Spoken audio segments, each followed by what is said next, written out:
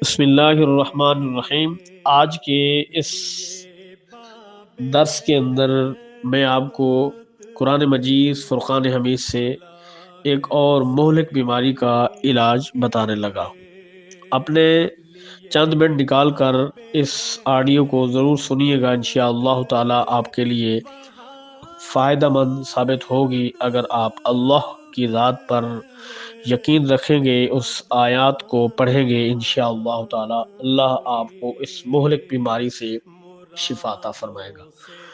وہ بیماری کیا ہے کہ بعض لوگوں کو پھیپھڑوں کی بیماری لاحق ہو جاتی ہے۔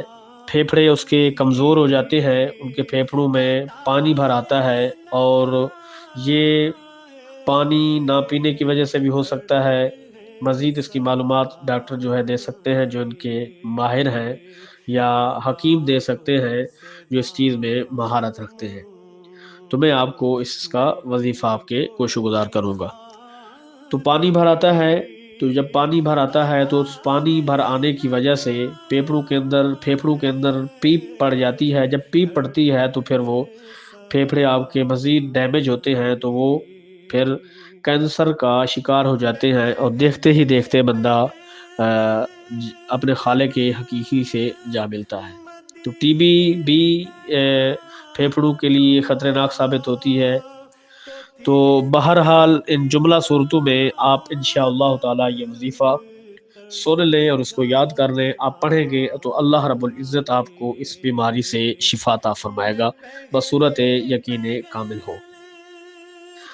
سورہ رحمان شریف پارہ نمبر 27۔ سورہ رحمان شریف مشہور و معروف صورت ہے، اور قرآن مجید فرقان حمید کی اس سورہ مبارکہ کو دلہن کہا جاتا ہے۔ تو یہ بہت ہی خوبصورت صورت ہے۔ ویسے تو قرآن مجید کا ہر لفظ خوبصورت ہے، لیکن یہی اس کو اللہ رب العزت نے، اس کے حبیب نے اس قرآن مجید کی دلہن قرار دیا ہے۔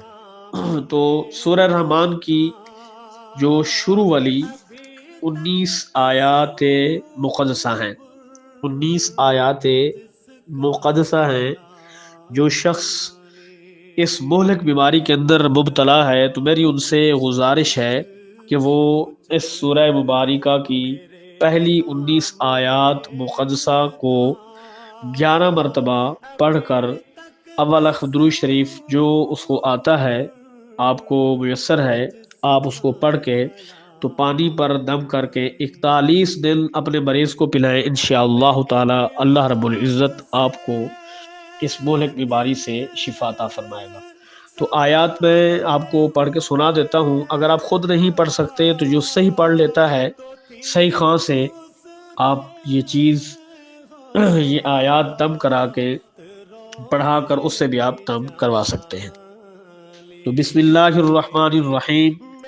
الرحمن علم القرآن خلق الانسان علمه البیان الشمس والقمر بحسبان والنجم والشجر يسجدان والسماء رفعها ووضع الميزان ألا تطغوا في الميزان وأقيموا الوزن بالقسط ولا تخسروا الميزان والأرض وضعها للأنام فيها فاكهة والنخل ذات الأكمام والحب ذو العصف والريحان فبأي آلاء ربكما تكذبان خلق الإنسان